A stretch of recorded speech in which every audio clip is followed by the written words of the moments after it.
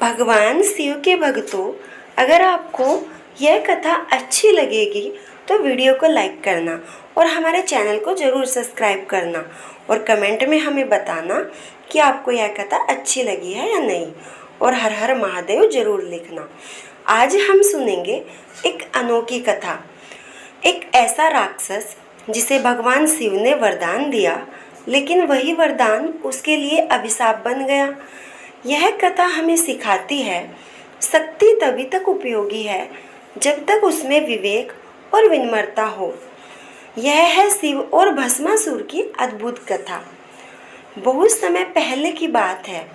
एक बार एक बलशाली राक्षस जिसका नाम था भस्मासुर भगवान शिव की भक्ति में लीन हो गया।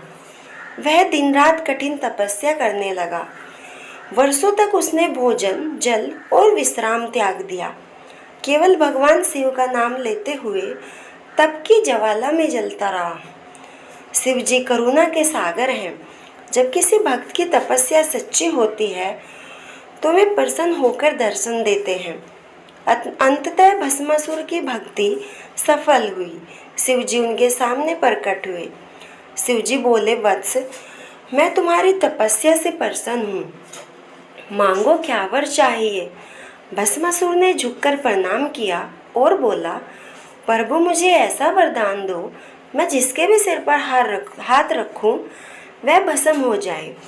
शिव जी जो सदैव अपने भक्तों को वरदान देते हैं, उन्होंने यह वरदान दे दिया। एवं वस्तु ऐसा ही हो। भस्मासुर अब शक्ति के मद में चूर हो गया।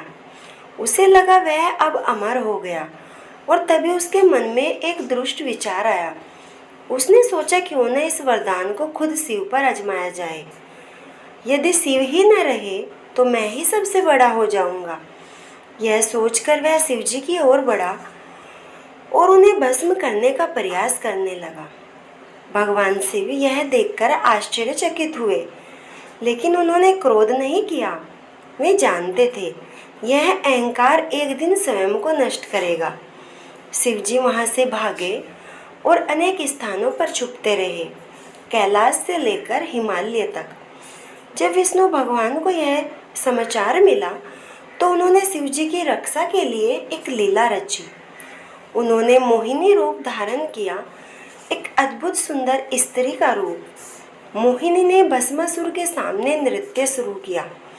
भस्मासुर उस रूप को देखकर मोहित हो गया। मोहिनी ने चतुराई से कहा, तुम बहुत शक्तिशाली हो, लेकिन क्या तुम मेरे जैसा नृत्य कर सकते हो? भस्मासुर ने गर्व से कहा, मैं हर मुद्रा दोहरा सकता हूँ।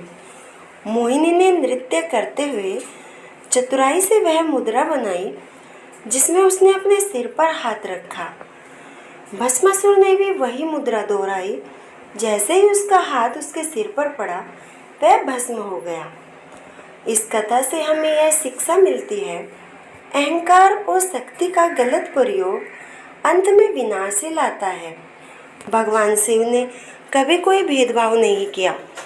उन्होंने भस्मासुर को भी वही वरदान दिया जो किसी संत को देते। लेकिन जब शक्ति विवेकहीन हो जाए, उसका अंत निश्चित हो जाता है। यह भी ध्यान देने योग्य है, जब भक्त संकट में हो, भगवान विष्णु स्वयं उसकी सहायता के लिए आते हैं। यही है त्रिदेवों का समन्वय, ब्रह्मा, विष्णु और महेश, जो सृष्टि पालन और संहार के रूप हैं, परंतु सभी एक दूसरे से ही तो जुड़े हैं।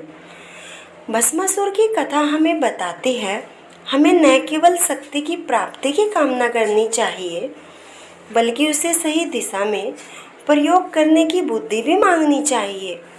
भक्ति तब तक सफल है जब तक उसमें श्रद्धा, विनम्रता और सेवा का भाव हो। वीडियो कैसी लगी कमेंट में ज़रूर बताएं। वीडियो को लाइक करें, चैनल को सब्सक्राइब करें और कमेंट में लिखें हर हर महादेव। ओम नमः शिवाय।